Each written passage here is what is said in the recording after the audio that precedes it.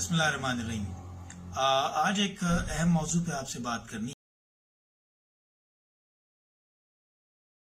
Typhoid ہے، جو کہ مختلف دواؤں کے اوپر اس پہ اثر انداز نہیں ہوتی اور بہت ہی مہنگی دوائیں استعمال ہو رہی ہیں۔ تو اس میں مجھے آپ سے، اپنے مریضوں سے، اپنے دوست ڈاکٹر ساتھیوں سے ایک گزارش کرنی ہے کہ اگر کوئی بچہ یا بڑا آپ کے پاس آتا ہے بخار کے اندر اور آپ اس کو محسوس کرتے ہیں کہ شاید اس کو 3-4 دن کے بخار کے بعد اب یہ شاید ٹائیفائڈ ہو گیا ہے، تو برائے مہربانی اس کے اوپر تجربات کرنے کے بجائے، اور یہ میں والدین سے گزارش کروں گا کہ اس پہ فوری طور پہ اینٹی بائیوٹک پہ اصرار کرنے کے بجائے اگر ہم کچھ بنیادی ٹیسٹ کر لیں یا بنیادی چیزوں کو پہلے مد نظر رکھیں اور اس کے بعد پھر ہم اس پہ کوئی اینٹی بائیوٹک استعمال کریں تو یہ زیادہ بہتر ہوگا۔ ٹائیفائڈ چونکہ ایک ایسا مرض ہے کہ جو بہت ہی زیادہ کسی بھی انسان کو جو ہے وہ توڑ کے رکھ دیتا ہے یا بہت ہی زیادہ مزمحل کر دیتا ہے، بہت ہی زیادہ ویک کر دیتا ہے، تو اس میں پھر ہمیں احتیاط بہت کرنی پڑتی ہے کھانے پینے کے اندر۔ اچھا، اس کھانے پینے کی احتیاط کے اندر ایک جو بہت اہم بات ہے کہ ایسا بالکل نہیں ہے کہ ٹائیفائڈ کے اندر تمام چیزیں بند کر دی جائیں۔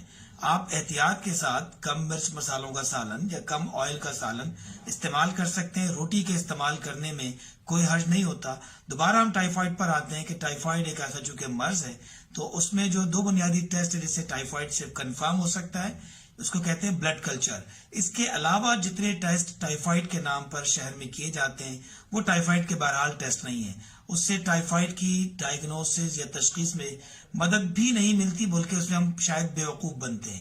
تو میری اپنے ساتھیوں سے اور والدین جو بچوں کو لے کے آتے ہیں، چونکہ میں ایک بچوں کا ڈاکٹر ہوں، والدین جو بچوں کو لے کے آتے ہیں ان سے گزارش ہے کہ پہلے دن ہی آتے ہی اگر بچے کو 1 دن کا بخار ہے تو اینٹی بائیوٹک پہ اصرار نہ کریں، یہ اصرار نہ کریں کہ جناب اس کے امتحان ہونے والے ہیں تو اس لیے فوری طور پہ اینٹی بائیوٹک دی جائے۔ بعض اوقات وائرل بیماریاں ہوتی ہیں اور وائرل بیماریوں کے اندر اینٹی بائیوٹک کا کوئی رول نہیں ہے۔ تو برائے مہربانی ٹائیفائڈ کے معاملے میں جو کہ اس وقت شہر کے اندر ہے، اس میں 2-3 موٹی موٹی باتیں جو یاد رکھنے کی ہے۔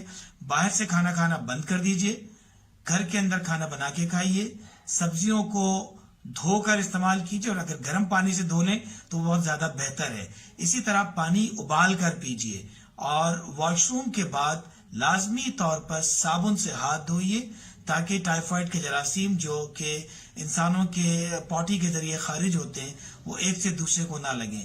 ٹائیفائڈ ساتھ بیٹھ کے لگنے سے نہیں لگتا، لیکن خراب پانی پینے سے جس کے اندر ٹائیفائڈ کے جراثیم ہو، یا خراب کھانا کھانے سے جو کسی ٹائیفائڈ کے مریض نے بنایا ہو اور اس نے جو ہے وہ اپنے ہاتھ صحیح طرح سے نہ دھوئے ہوں، اس سے لگتا ہے۔ ٹائیفائڈ ایک جو ہے وہ متعدی بیماری ہے، یہ ایک سے دوسرے کو جو ہے وہ کھانے اور پینے کے ذریعے لگتی ہے۔ اس کے علاوہ ہوا کے ذریعے ٹائیفائڈ نہیں لگتی۔ تو اس کا احتیاط کا جو ہے طریقہ کار یہ ہے کہ پانی صاف پیا جائے، پانی ابال کر پیا جائے۔ یہ کہنا کہ جی کہ ہم جو ہے باٹل واٹر پیتے ہیں، تو باٹل واٹر کوئی ضروری نہیں ہے کہ ٹائیفائڈ فری ہو۔ پانی آپ جب خود ابالیں گے تو آپ کو اس بات کا یقین ہوگا کہ آپ نے اس کو ابالا ہے اور آپ نے اپنے سامنے ابالا ہے۔ پانی ابالنے کے اندر یہ خیال رکھیں کہ ایلومینیم کے بجائے پانی جو ہے وہ اسٹیل کے پتیلے کے اندر ابالا جانا چاہیے۔ ٹائیفائڈ چونکہ ایک ایسی بیماری جس کا علاج آج کل جو ایک ریزسٹنٹ ٹائیفائڈ اس میں خاصا مہنگا پڑ رہا ہے، تو اس میں بہتر ہے کہ احتیاط کریں۔ فوری طور پہ اینٹی بائیوٹک استعمال کرنے سے پہلے بلڈ کلچر ضرور کریں، اور اپنے بچوں کو ٹائیفائڈ سے بچانے کے لیے جو موٹی موٹی باتیں ہیں کہ پانی ابال کر پئیں، کھانا باہر سے نہ کھائیں اور ہاتھ صابن سے ضرور دھوئیں، خاص طور پر ٹوائلٹ جانے کے بعد۔ امید ہے کہ یہ باتیں جو ہے لوگوں کی سمجھ میں آئیں گی اور اس سے لوگوں کو فائدہ ہوگا۔ جزاک اللہ خیر۔